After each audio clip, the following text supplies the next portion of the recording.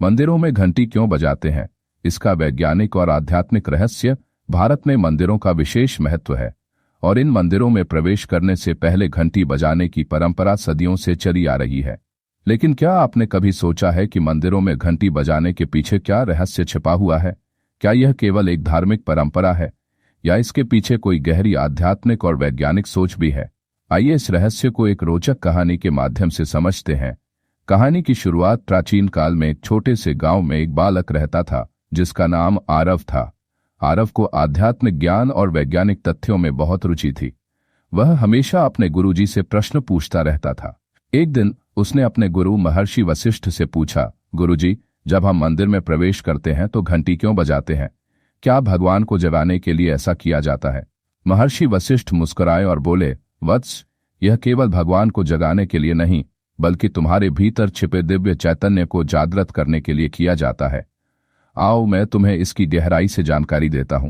घंटी बजाने का आध्यात्मिक रहस्य। गुरुजी ने कहा, जब हम मंदिर में प्रवेश करते हैं तो हमारा मन इधर उधर की चिंताओं में भटक रहा होता है। घंटी की ध्वनि हमें वर्तमान क्षण में लाने का कार्य करती है। यह ध्वनि ओम के समान होती है जिससे हमारी चेतना जागृत होती है और मन एकाग्र हो जाता है। भगवान से जुड़ने के लिए हमें शुद्ध भाव और एकाग्रता की आवश्यकता होती है। घंटी की ध्वनि नकारात्मक ऊर्जा को दूर करती है और मंदिर में एक दिव्य वातावरण बनाती है जिससे हमारी आत्मा भगवान से जुड़ने के लिए तैयार होती है। वैज्ञानिक दृष्टिकोण से घंटी का प्रभाव। आरव अब और उत्सुक हो गया। उसने पूछा, गुरुजी, लेकिन क्या इसका कोई वैज्ञानिक कारण भी है? गुरुजी ने सिर हिलाया और बोले, हाँ वत्स, वैज्ञानिक दृष्टि से भी मंदिरों में घंटी बजाने का बहुत बड़ा महत्व है। जब घंटी बजती है तो उससे एक विशेष प्रकार की ध्वनि तरंगें उत्पन्न होती हैं जो हमारे मस्तिष्क में कंपन उत्पन्न करती हैं। यह कंपन हमारे शरीर के 7 चक्रों को जागृत करता है, विशेषकर आज्ञा चक्र, मस्तिष्क का केंद्र, और सहस्त्रार चक्र, मस्तिष्क का शीर्ष भाग। घंटी बजाने से हमारे कानों में ध्वनि की तरंगें प्रवेश करती हैं जो हमारे मस्तिष्क में सकारात्मक ऊर्जा उत्पन्न करती हैं। इसके साथ ही यह ध्वनि वातावरण में उपस्थित नकारात्मक ऊर्जा को भी नष्ट करती है। वैज्ञानिक शोध बताते हैं कि धातु से बनी घंटियों की ध्वनि हमारे शरीर की तंत्र नर्वस सिस्टम को संतुलित करने में सहायता करती है। घंटी के निर्माण में धातुओं का महत्व। आरव ने एक और प्रश्न किया, गुरुजी, मंदिरों में प्रयुक्त घंटियों की संरचना में कौन कौन सी धातुएं होती हैं? महर्षि वशिष्ठ ने उत्तर दिया, मंदिरों की घंटियां पंचधातु या सप्तधातु से बनी होती हैं।